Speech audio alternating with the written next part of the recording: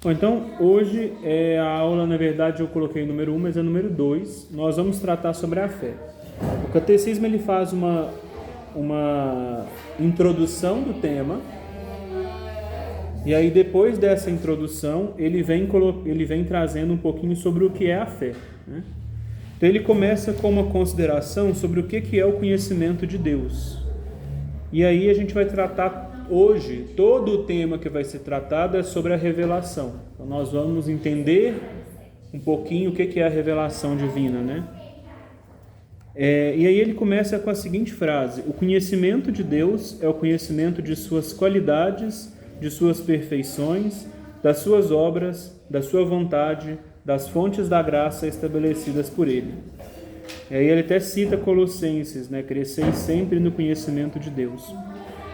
Então aqui é muito interessante uma observação que o catecismo traz desde o início, que a fé não é simplesmente acreditar em Deus, mas ela é também conhecer a Deus. E nós crescemos na fé também pelo conhecimento de Deus, né? Tanto é que ele traz aqui das qualidades, das perfeições, das obras, da vontade de Deus. E obviamente, se eu conheço Deus, se eu conheço as obras de Deus, se eu conheço a vontade de Deus, eu começo a configurar a minha vida a essa vontade, a essas obras, a essas qualidades de Deus. O conhecimento de Deus forma a felicidade dos anjos e dos santos. O próprio São Rafael afirma isso na Bíblia quando ele fala: eu uso um alimento e uma bebida incríveis para os homens. Por que ele dá que o conhecimento de Deus é a felicidade dos anjos e dos santos e não tanto a nossa? Porque nós ainda não conhecemos a Deus em sua totalidade. Nós só vamos conhecê-lo quando nós morrermos e, se formos para o céu, lá o conheceremos. E aí sim seremos plenamente felizes, né?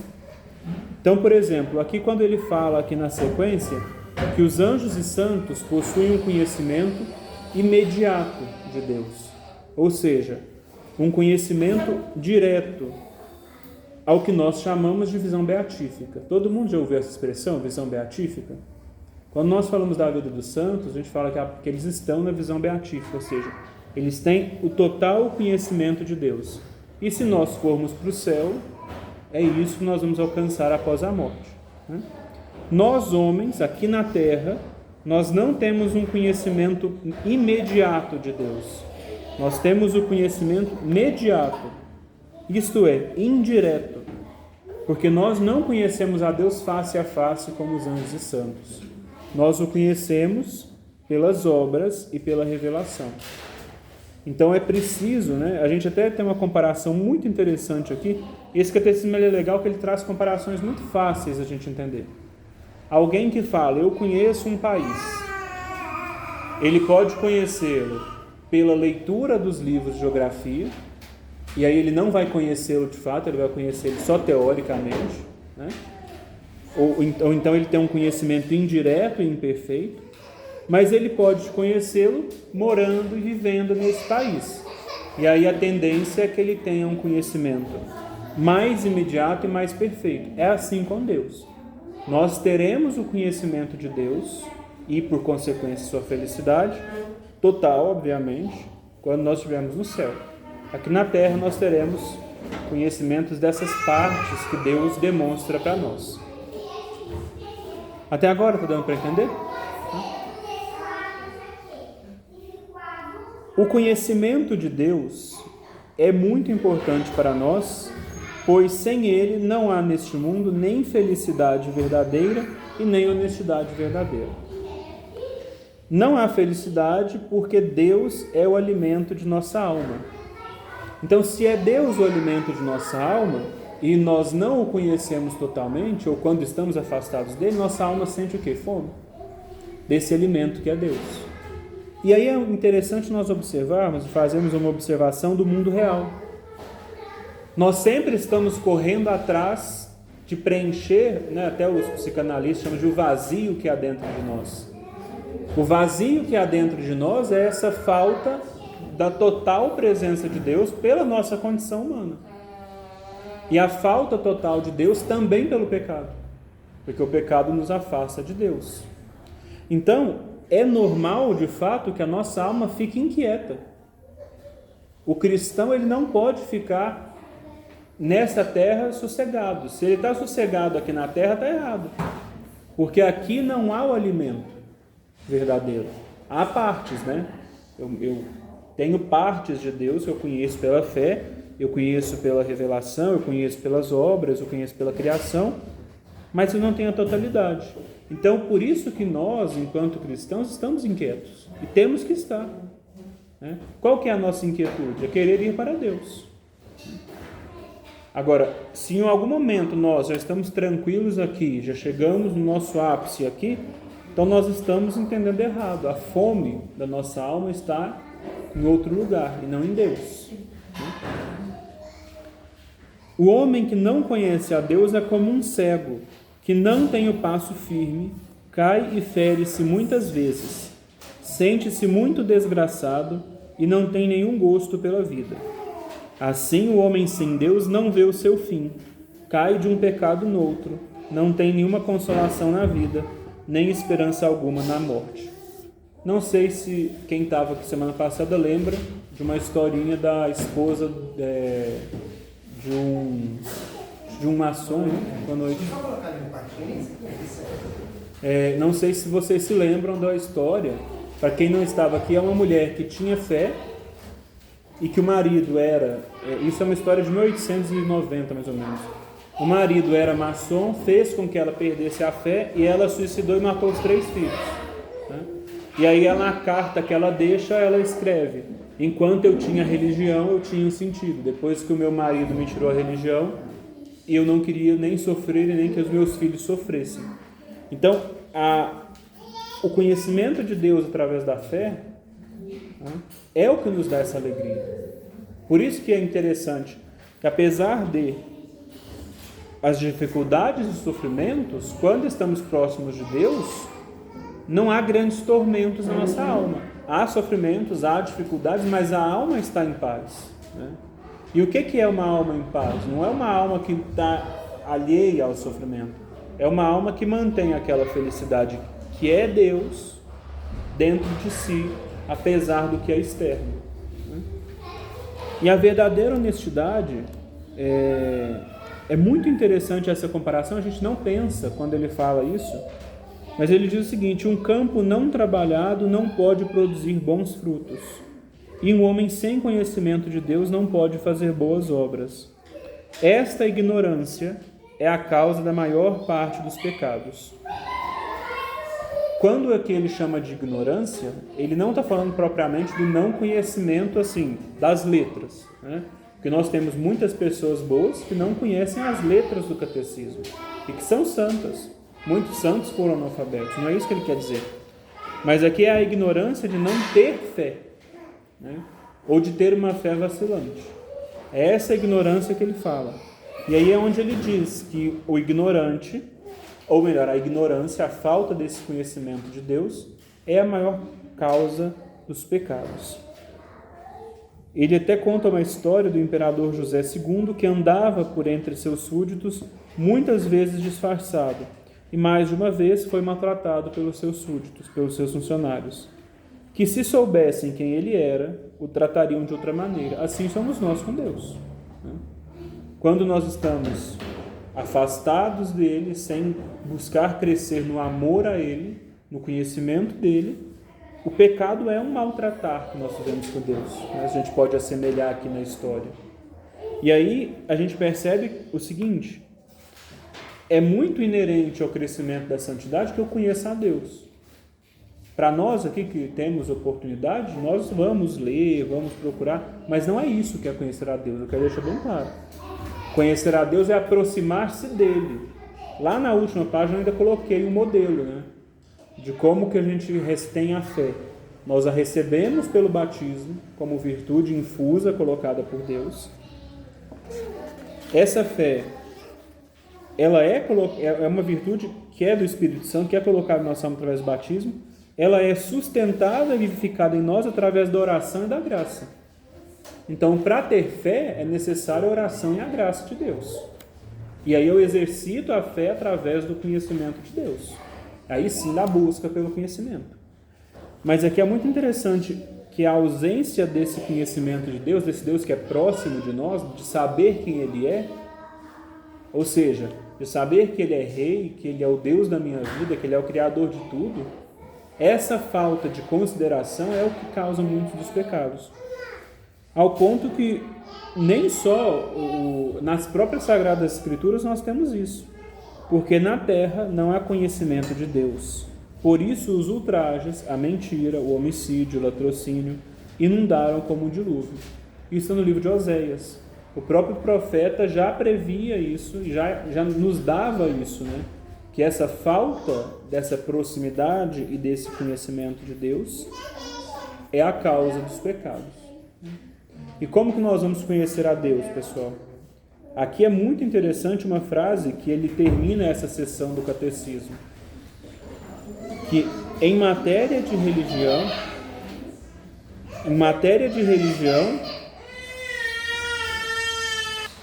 não, depois do susto, né, eu vou continuar. Ele aqui fala, ele termina essa sessão do catecismo com uma frase muito interessante.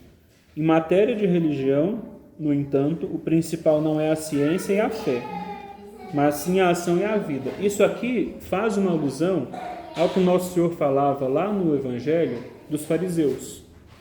É inegável que os fariseus sabiam da lei, eles conheciam a religião, portanto eram os doutores da lei. E era inegável que eles tinham até, de certo modo, uma fé, porque eles tinham a lei e acreditavam naquela lei e esperavam aquela lei. Só que a fé deles não se traduzia em uma vida de bons, naquela época, judeus que se converteriam em bons cristãos, os que se converteram. E pelo fato daquela fé ter ficado só lá no campo das ideias, no campo das letras, não ter se convertido em um coração voltado para Deus, um coração que aceitou Cristo, um coração que foi todo tomado de uma ação toda para Deus, isso fez com que ele se perdesse. Isso acontece conosco. Se nós não cuidarmos, acontece conosco. Quantos de nós hoje não conhecemos, até falo por mim, nós conhecemos muito das coisas de Deus. Hoje em dia, com a internet, com as possibilidades, é muito fácil que eu conheça sobre Deus, mas não conheça a Deus. Então nós sabemos a teoria de Deus, nós sabemos um pouco da teologia, mas não conhecemos a Deus face a face. Porque existe entre nós e Deus uma parede que, se nós não cuidarmos, ela pode se tornar intransponível, que é o pecado. É impossível que eu conheça a Deus de verdade se eu não vou tirar da minha vida o pecado. Uma vez que o pecado afasta Deus de nós. Até o catecismo, quando a gente chega nessa parte, ele traz uma expressão que é muito forte, mas que é muito verdadeira e que nós devemos meditar. O pecado é uma declaração de ódio a Deus, uma declaração de guerra a Deus. E, portanto, se é uma declaração de ódio, de guerra, nós expulsamos Deus do nosso coração. Como nós poderemos conhecê-lo se nós estamos expulsando ele do nosso coração? Como que nós vamos poder conhecê-lo se nós não fizermos um caminho de cada dia mais tentarmos chegar perto dele? Que é até o que Santa Teresa fala nas moradas, né? O caminho dela, das moradas, é dia após dia vencendo as fases, entre aspas, do pecado, da minha fragilidade, de ficar indo e voltando. Dessa forma, vencendo isso, eu vou conseguir me aproximar e conhecer mais a Deus. Pense o seguinte: Deus é como se fosse uma imagem que está muito longe, que nós não conseguimos enxergar com nitidez. Conhecer a Deus é ir me aproximando. E me aproximando, ir enxergando com mais nitidez e conhecendo melhor aquela imagem. Posso ver uma foto de alguém ao longe e não saber quem é. Mas se eu vou chegando perto, eu vou conseguindo saber quem é aquela pessoa aos poucos. Isso é conhecer a Deus. Conhecer a Deus não é ler os livros, isso faz parte. Vai fazer parte, vai subsidiar. Porque também nós não devemos pedir a Deus uma graça que nós não tenhamos condições de exercê-la.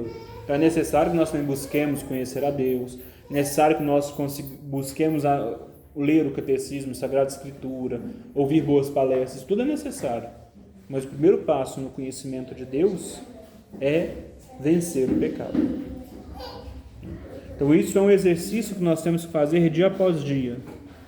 Buscar vencer o pecado. Não ficar só no conhecimento sobre Deus, mas conhecê-lo profundamente.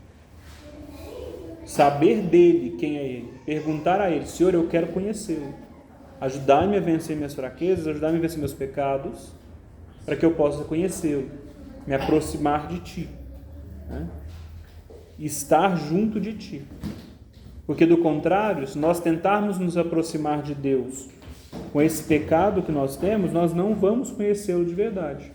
Aí a gente começa a criar caricatura de Deus, a gente começa a falsificar Deus, começa a ser um Deus que, Deus ama o pecado, Deus aceita tudo, sendo que não é verdade.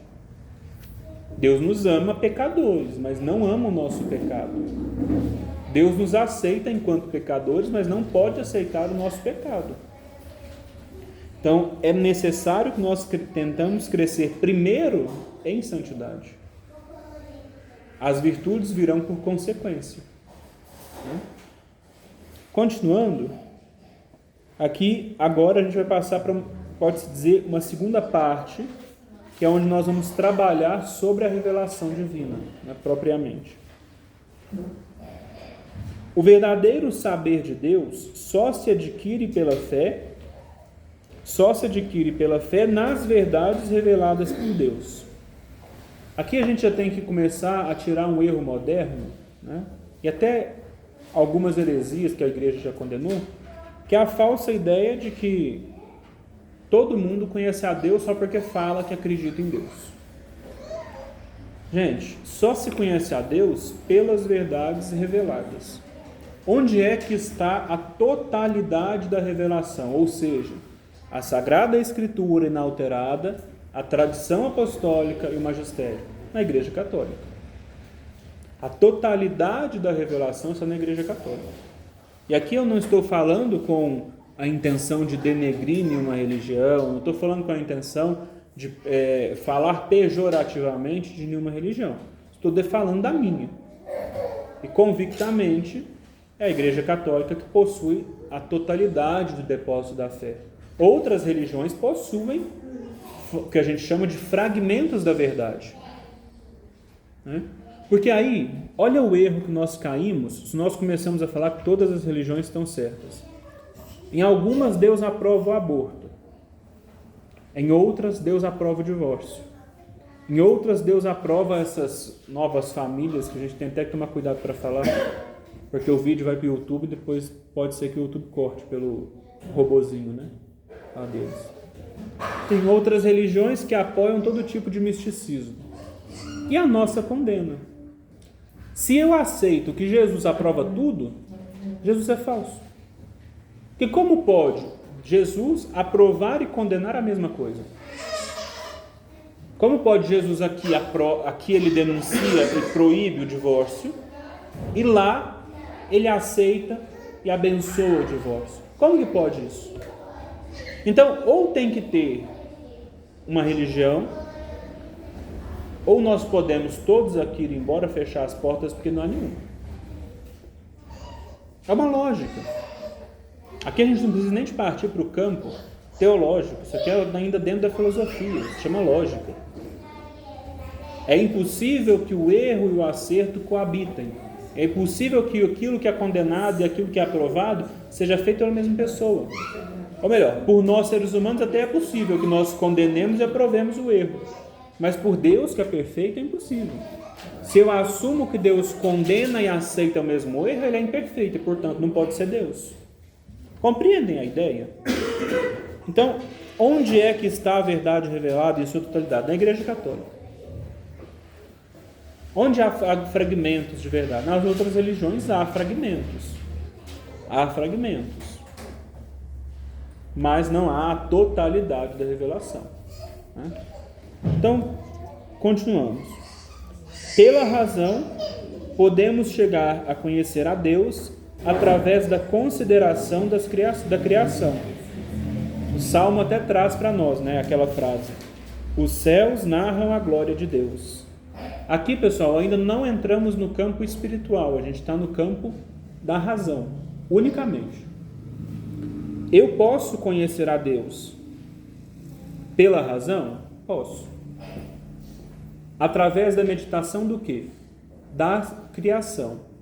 Então eu olho a criação, eu vejo a beleza, e mais que a beleza, a complexidade da criação, e aí eu posso chegar à ideia de que existe um Deus.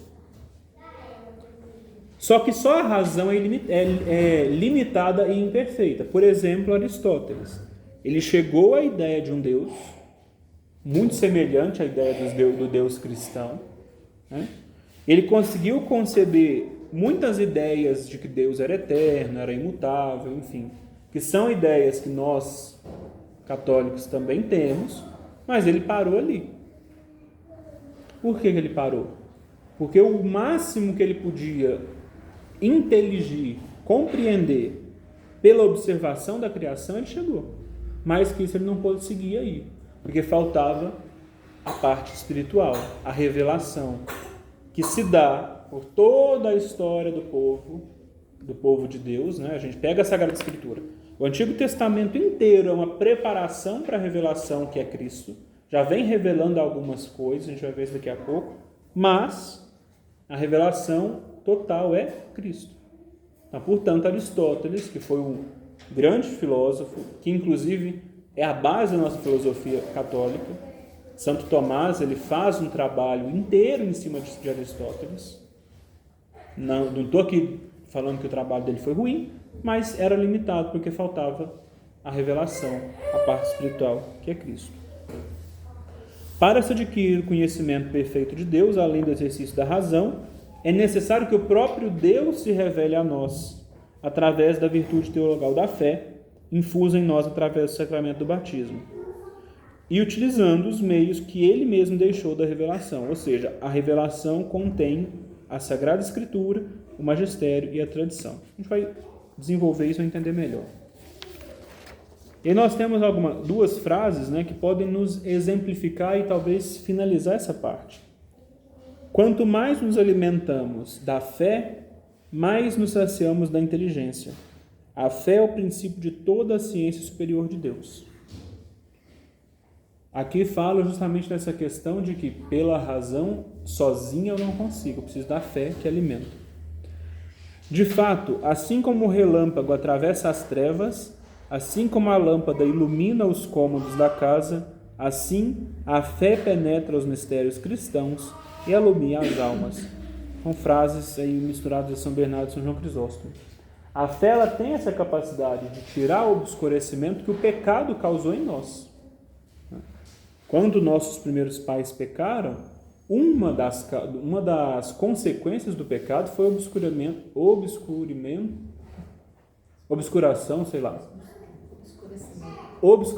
obrigado, Cida. Obscurecimento da inteligência. Ou seja, a gente ficou meio burro pelo pecado. A gente pode dizer assim, de forma muito simplória, né? O pecado gerou em nós preguiça de procurar a verdade revelada que é Cristo. O pecado deixou essas sequelas em nós, essa inclinação para o mal, sempre, né? Então, é necessário que a fé venha até nós, porque se fosse só pela razão não conseguiríamos, justamente para nos corrigir, né? Nos dar aquele ânimo e aquele alimento que só ela pode nos dar. Aqui, na parte da revelação divina, ele continua com um exemplo muito interessante. Se alguém está em uma sala coberto com um véu que permita que ele veja os transeuntes, mas, no entanto, não seja visto, é alguém desconhecido. Agora, quando a gente está na janela da nossa casa, a gente consegue ver e não conseguem nos ver, né? Isso aí nós conseguimos ver, mas ninguém sabe quem está atrás da cortina, por exemplo. É um desconhecido. Mas, no entanto, caso este manifeste sua voz, far-se-á imediatamente conhecido por todos. Assim é Deus. Ele nos vê e nós não o vemos. No entanto, ele comunica-se conosco e nós o reconhecemos através da revelação. aqui a gente entra no início da Sagrada Escritura.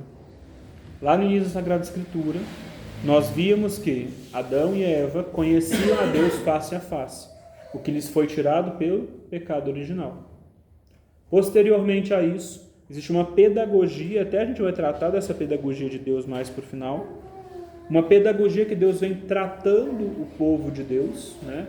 Ou seja, pelo pecado, eles não iriam acessá-lo, é Deus que os procura, é Deus que fala com eles. Esse véu que nos cobre pelo pecado, ou melhor, esse véu que nos cobre é o pecado, que nos dá uma vida mortal. Lá no Jardim do Éden não existia isso, tá, gente?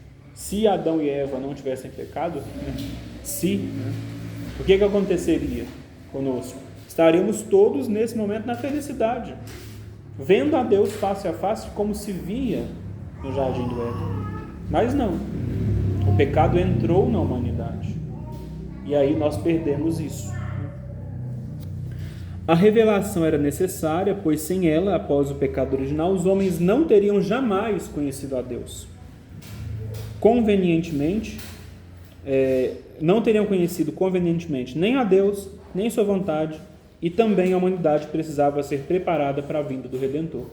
Gente, se Jesus tivesse vindo sem uma preparação, que foi todo o Antigo Testamento e a profecia, a morte dele na cruz provavelmente não faria efeito, porque as pessoas não o conheceriam, não o esperariam, não teriam fé nele.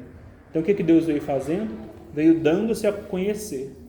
No início eles conhecem só a Deus, depois em determinado momento começam a conhecer que um dia virá o Salvador dos homens, né? Até que chega lá no ápice dos profetas, onde os profetas já começam de fato a falar como seria esse Cristo. Isaías fala que seria como um cordeiro levado como um cordeiro do matadouro. Miqueias fala que ele nasceria de Belém. E aí a gente tem os profetas que vão falando já muito claramente de Jesus, até que chegue nos apóstolos, que são os últimos, e no próprio Cristo que se apresenta, né? E os apóstolos dão a conhecer em todo mundo esse Cristo que se apresentou na revelação. Deus revelou-se aos homens sempre através dos séculos e de muitas formas. Existe aqui, gente, duas revelações, a revelação natural e a revelação sobrenatural. Deus revela, na revelação natural, é Deus que revela a sua existência e seu poder através da criação e das criaturas. É a própria Sagrada Escritura que nos fala, né? Narram os céus a glória de Deus, e o firmamento anuncia a obra de suas mãos. O dia ao outro transmite essa mensagem, e uma noite à outra a repete. Ou, em outra passagem, grandes são as obras do Senhor, dignas de admiração de todos os que as amam. Sua obra é toda ela majestade e magnificência. Se vocês lerem o Antigo Testamento, tem vários momentos onde o povo do Antigo Testamento louva a Deus na criação. Porque é na criação que eles conseguem perceber os primeiros sinais de Deus na obra criada, né? Que tem o ápice no ser humano. A revelação sobrenatural já não são as obras que falam, mas é o próprio Deus que fala, direta ou indiretamente, ao seu povo. Através dessa revelação, aí sim conseguimos conhecer as características de Deus, seus desígnios, sua vontade, tudo o que é concernente a Deus, importante para a nossa salvação e adequado à nossa condição humana, que é limitada. A revelação sobrenatural também, gente, ela não veio de uma vez. Houve um período de preparação. E olha que interessante. A revelação acabou, o depósito da fé acabou na morte de São João. A hora que São João morre, não há mais evolução, não há mais novidades na revelação. Mas durante 2000 anos a igreja continua fazendo o quê? Compreendendo a revelação.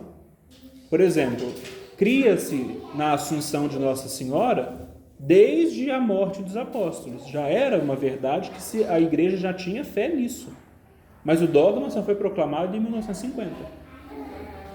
Ou seja, a igreja gastou mais de 1900 anos para ver que era prudente, que era verdade de fé revelada por Deus nas Sagradas Escrituras, na tradição do magistério, que Maria foi assunta aos céus em corpo e alma.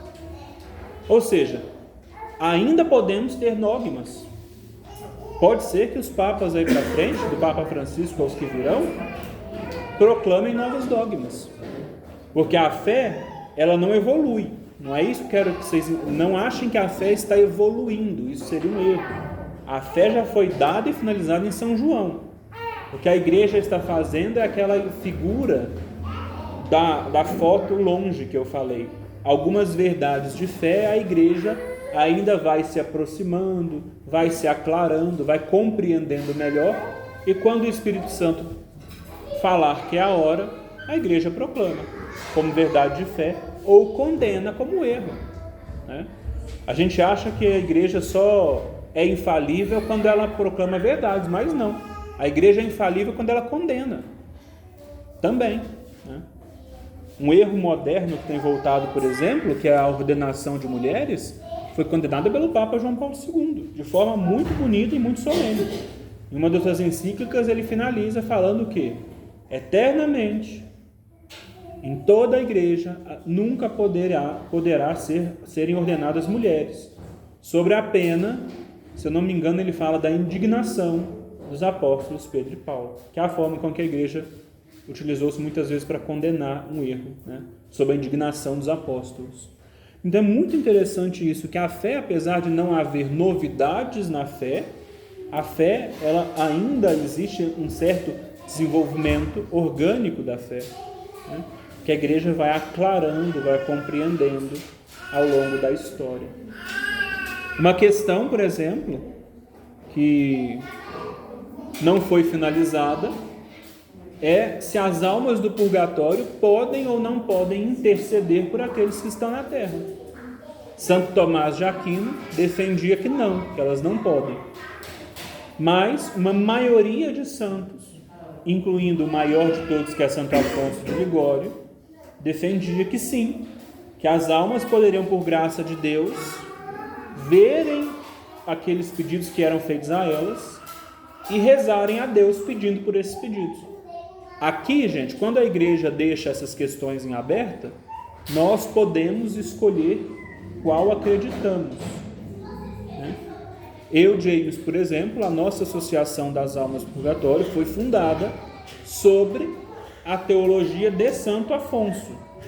Eu e nós que fundamos acreditamos que sim, as almas podem, reveladas por Deus, interceder por aqueles que estão na terra. Existem aqueles que defendem o lado de Santo Tomás. Isso aí não é heresia. Eu quero explicar para vocês que é diferente de heresia, é diferente de erro.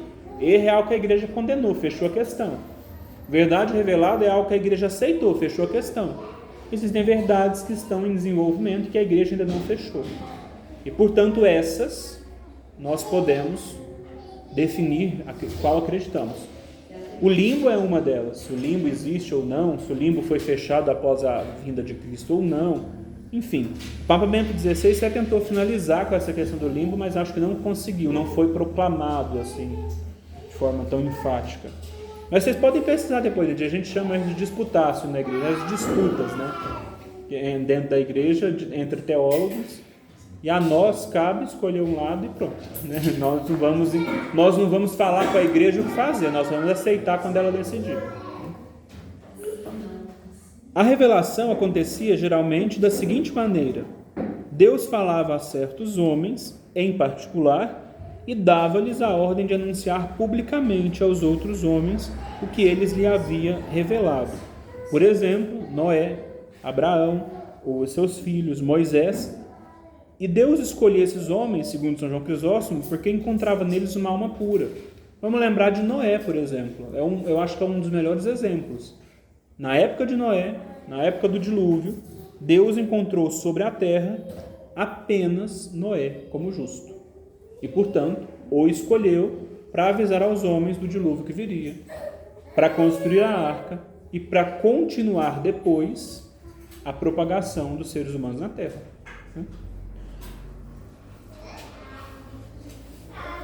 Em casos excepcionais, Deus pode falar para muitos homens ao mesmo tempo, Por exemplo, a multidão israelita no Monte Sinai, quando ele dá os 10 mandamentos. No batismo de Jesus, quando ele fala para todos os presentes: este é o meu filho muito amado, em quem pus o meu bem-querer. Só que, gente, habitualmente nas Sagradas Escrituras e na própria igreja em si, no desenvolvimento do magistério e tradição, Deus falará para poucos. Deus não falará para muitos. Ele vai falar para um que esse sim vai propagar para muitos, né? Foi o que os apóstolos fizeram. Após Pentecostes, São Pedro, em uma pregação, converteu, acho que algo na casa de 3.000 ou 5.000 homens. No Atos dos Apóstolos a gente vê, tirando mulheres e crianças. Ou seja, Deus quer se utilizar de nós. Deus quer nos usar. Mas qual que é a condição que São João Crisóstomo diz? Que ele encontre uma alma pura. Não quer dizer que ele não vá nos usar, ele vai. Mesmo em pecado, Deus nos usa. Eu não estou aqui falando para vocês, eu não sou pecador. Deus está me usando aqui. Mas ele quer mais ainda as almas puras. Ou melhor, ele quer usar mais efetivamente, mais eficientemente as almas puras. Além disso, Deus também se serve dos anjos, né? Anjo Rafael a Tobias, anjo Gabriel a Nossa Senhora. Deus ele não pode falar com o povo dessas três maneiras: por si só, com uma pessoa só, para uma multidão, ou pelos anjos, né? E hoje Deus, obviamente, se utiliza para falar com os seres humanos, com o gênero humano, de quem? Da igreja. Pois é a igreja que recebeu dos apóstolos a missão de continuar a pregação do evangelho na terra, a missão de continuar a salvação das almas. Isso é prova quando a gente vê numa passagem muito bonita, onde se fala que no futuro farão milagres muito maiores do que os apóstolos ou do que o próprio Cristo fez. E aí eu acho, de fato, a igreja fez um milagre muito grande. Sobreviveu a tudo e continua aqui depois de 2000 anos. Porque se nós pararmos para pensar, a igreja sobreviveu aos perseguidores, sobreviveu a nós. Porque imaginem que a igreja é divina, é imaculada, é impecável, mas os membros dela somos nós. E se ela sobrevive apesar de nós, só pode ser de Deus. Só pode ser de Deus a igreja. Por fim, na revelação, Deus sempre se utilizou de formas visíveis. Aqui de novo, apesar de ser algo espiritual, Deus se utiliza daquilo que nós podemos compreender e entender, que são as formas visíveis. Então ele aparece às vezes como luz, como um murmúrio no vento, se eu não me engano, do profeta Elias, como sarça ardente, como nuvem. Em passagens Deus aparece como homem, como anjo, né? É muito interessante que Deus se utiliza dos meios que nós possamos compreender. Isso aqui já quebra a ideia, depois eu posso até ver se eu consigo lembrar o nome de uma heresia que foi condenada pela igreja, de que tinha a ideia de que Deus era distante de nós. Deus é distante do nosso pecado. Ele não gosta do nosso pecado, mas de nós, ele é profundamente próximo. Profundamente próximo. E ele quer que nós sejamos profundamente próximos a ele, através de nossa vida. Depois, uma consideração muito interessante são as idades, entre aspas, né? Eu deveria até ter colocado aspas aqui no título e não coloquei. As idades da revelação. A revelação foi feita, sobretudo, por intermédio dos patriarcas, dos profetas de Cristo Jesus e dos apóstolos, sendo a revelação um processo educacional e pedagógico do gênero humano. Poder-se-á dividi-la estruturalmente da seguinte forma: a infância do gênero humano, se nós podemos chamar assim, foi nos patriarcas. Porque os patriarcas, eles tinham um caráter de criança, uma docilidade. Eles eram mais dóceis, mais singelos. Então a gente repara lá no Antigo Testamento, quando a gente vê Deus falando com Abraão, com Moisés, Deus falando com Noé, a gente vê uma docilidade da parte deles em aceitarem Deus muito facilmente. Reparem que sempre que Deus os chama, parece que eles já estavam preparados para ouvi-lo, né? Nunca questionam, sempre fala, Senhor, que teu servo escuta, sempre com muita docilidade. E, portanto, eles tinham menores necessidades de lei. Tanto é que na época dos patriarcas não se tinha tantas leis quanto foi se ter depois, lá já naquela querela do povo de Deus que ia daqui a colar, que virava escravo no Egito, que ia para o tempo que ficaram na Babilônia, para o exílio da Babilônia, ia de um lado, ia do outro. O povo de Deus ficou batendo cabeça na Sagrada Escritura porque eram duros de coração. Mas nos patriarcas ainda não era assim. Deus falava com eles muito familiarmente. A gente repara que, de fato, para os patriarcas, geralmente Deus fala diretamente com eles, sem usar muitos meios, sendo ele e a pessoa com quem ele falou. Depois nós temos a adolescência, né? Que é quando o povo de Deus, aqui já povo de Deus, já formado, já estavam também mais voltados às sensualidades, ao amor próprio, à dureza de coração. E aí é onde Deus coloca as leis, coloca os ritos, coloca toda aquela questão desse cerceamento que era necessário para que o povo de Deus não se perdesse. E aí, quando Deus quis que a humanidade entrasse na vida adulta, as leis severas caíram e Deus, através de Jesus Cristo, promulga a nova lei, que é a lei do amor. Então, nós percebemos o quê? No Novo Testamento, Jesus aboliu a antiga lei, mas não porque a antiga lei não se via. Aboliu a antiga lei para colocar uma lei não do medo, mas uma lei do amor. Então agora eu vou cumprir os mandamentos não porque eu tinha medo que Deus me fulminasse como era lá no Antigo Egito. Não porque Deus ia acabar com nossas vidas como era. O povo no Monte Sinai não respeitou os 10 mandamentos por amor, respeitou por medo. Quem lê a passagem do Monte Sinai vai ver o quê? Era um monte com raio, fogo, nuvem. Eu, se visse aquilo, respeitaria também os 10 mandamentos. E o medo? Né? Jesus faz uma troca muito importante.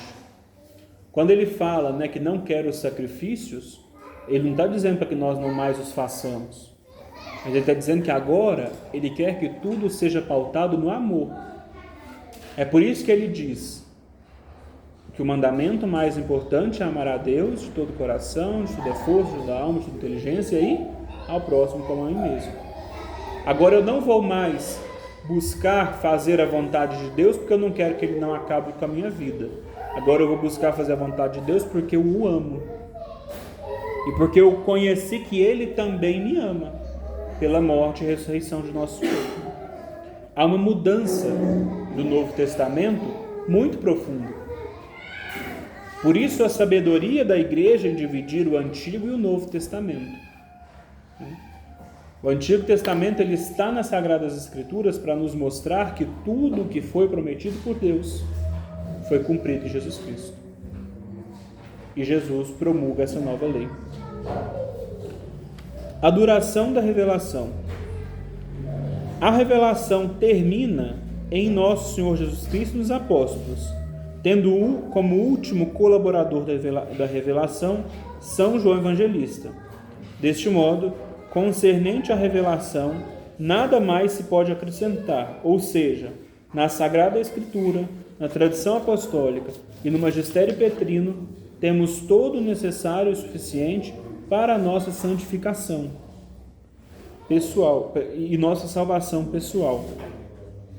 E aqui a gente vai entrar num tema muito legal, né? Quantas horas? Alguém me informa, por favor? 5 para 8? A gente vai terminar no tempo, então. Aqui a gente vai entrar num ponto extremamente legal de terminarmos essa aula de hoje. James, você falou que a revelação acabou na morte de São João Evangelista. Beleza. Mas as aparições de Nossa Senhora? E as aparições de Nosso Senhor? E os dogmas que foram proclamados depois? Se acabou em São João, como que isso existe? E aí nós vamos perceber o seguinte. Há uma diferença entre aparições e dogma. Os dogmas eles não são criações da igreja. Eles são promulgações de verdades que a igreja já conhecia e que, através do tempo, a igreja viu que eram verdades reveladas. Ou seja, os dogmas de Jesus Cristo, os dogmas de Nossa Senhora, os dogmas da Santíssima Trindade, os dogmas sobre a igreja, os dogmas da infalibilidade papal. Tudo isso foi proclamado porque a igreja, pelas Sagradas Escrituras, pela tradição apostólica, pelo magistério, conheceram que isso era verdade revelada. Aos dogmas, nós não podemos duvidar. Os dogmas são tanto revelação quanto as Sagradas Escrituras, quanto a tradição, quanto o magistério. Então, os dogmas aqui está finalizado. E as aparições de Nossa Senhora e de Jesus? Nós vamos para uma coisa muito interessante agora. Nenhuma aparição, absolutamente nenhuma, trouxe nenhuma novidade. Todas as aparições, absolutamente todas, elas existiram para reforçar pontos, para relembrar pontos, para reavivar no povo de Deus pontos da verdade revelada. Por exemplo, quando nós temos a criação da festa de Corpus Christi, era para reavivar no povo a fé na Eucaristia, que é dogma. A presença real de Nosso Senhor Jesus Cristo na Eucaristia é dogma de fé. Quando Nossa Senhora de Lourdes aparece em 1854, é para reavivar e para reforçar, como que de modo espiritual, é como se o céu assinasse embaixo, pelos milagres também que se seguiram após a aparição de Nossa Senhora de Lourdes, que em 1850 acertaram a proclamar o dogma da Imaculada Conceição. Então as aparições nunca acrescentam uma letra na revelação. Se uma aparição vem e na aparição ela acrescenta algo, quer acrescentar algo da revelação, quer fazer uma interpretação diferente da igreja, ou quer acrescentar algo a mais para a nossa salvação, ou seja, só vai ser salvo se fizer isso, desconfiem. Essa aparição não é de Deus. As aparições de Deus seguem aquele versículo da Bíblia muito claro, que diz: tudo o que ligares na terra será ligado no céu, e tudo o que desligares na terra será desligado no céu. Se nós paramos para pensar, até o próprio Deus, em alguns momentos, obedece à autoridade da igreja. Porque Cristo, que está lá no céu, pelo poder de um único sacerdote, sai do céu e desce na Eucaristia. Até o próprio Deus reconhece a autoridade da igreja que foi dada por Ele. Então aqui é interessante nós entendermos de forma muito clara: não se acrescenta nada à revelação. A revelação terminou em São João e vem sendo calmamente, de forma muito cautelosa pela igreja, desenvolvida ao longo dos séculos. Como disse, por exemplo, o último dogma demorou mais de 1900 anos.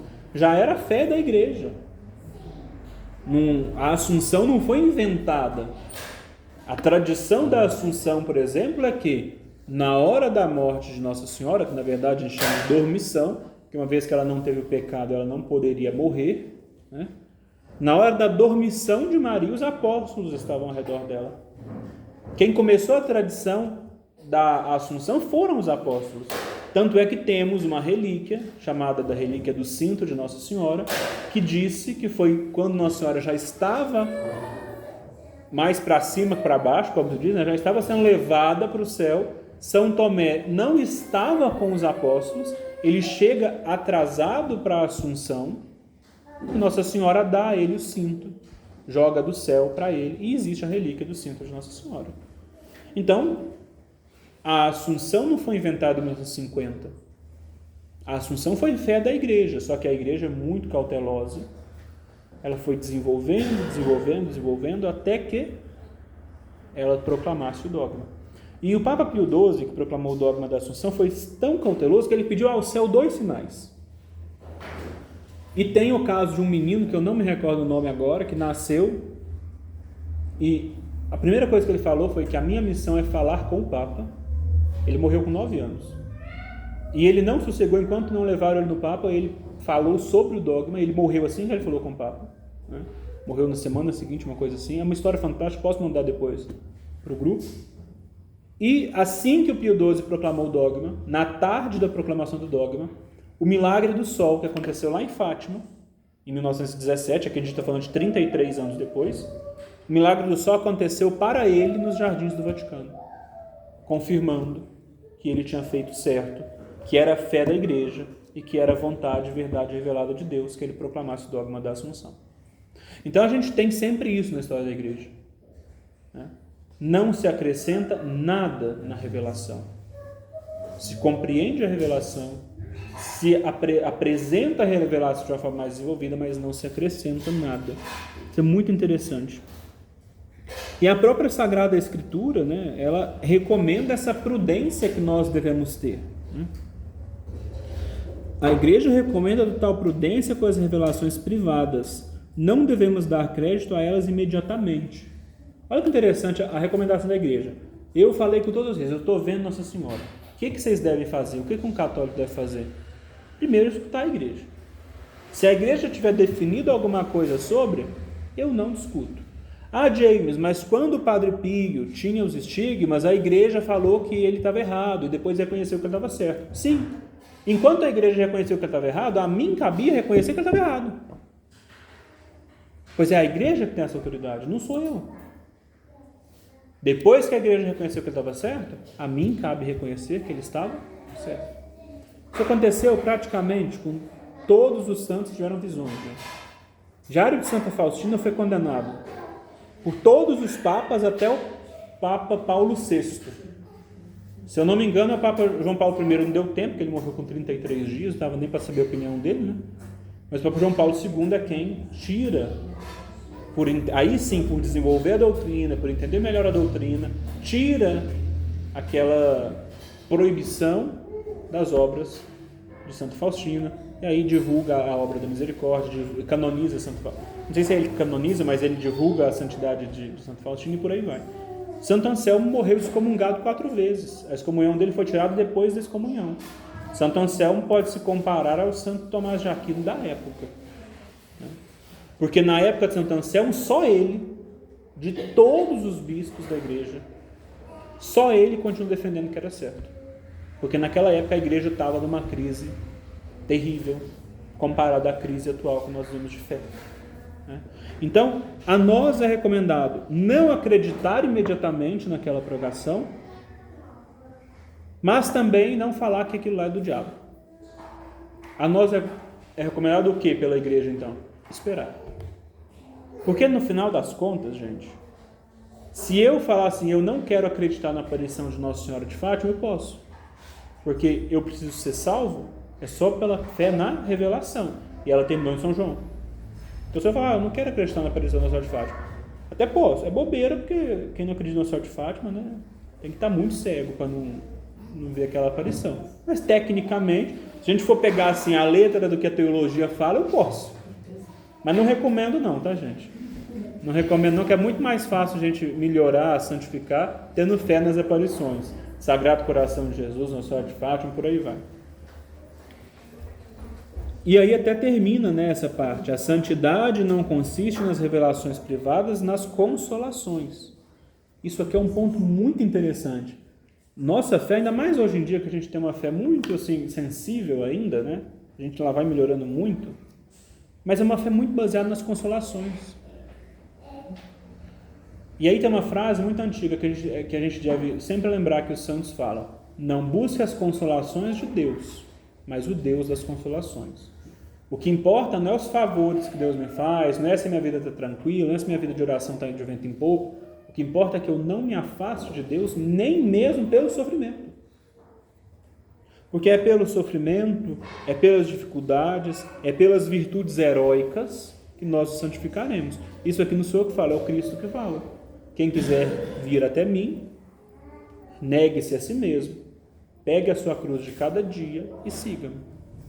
E aí é assim que a gente finaliza. Porque essa é a receita da santidade. Não é na consolação, no prazer, na tranquilidade. Nós rezamos isso na Salve Rainha. Nós estamos aonde? No vale de lágrimas. Não no vale de alegrias. Essa terra é dor. Essa terra é sofrimento. Por conta do que eu falei lá no início da aula. Porque nós não estamos vendo a Deus face a face. Como que nós amenizamos isso tudo?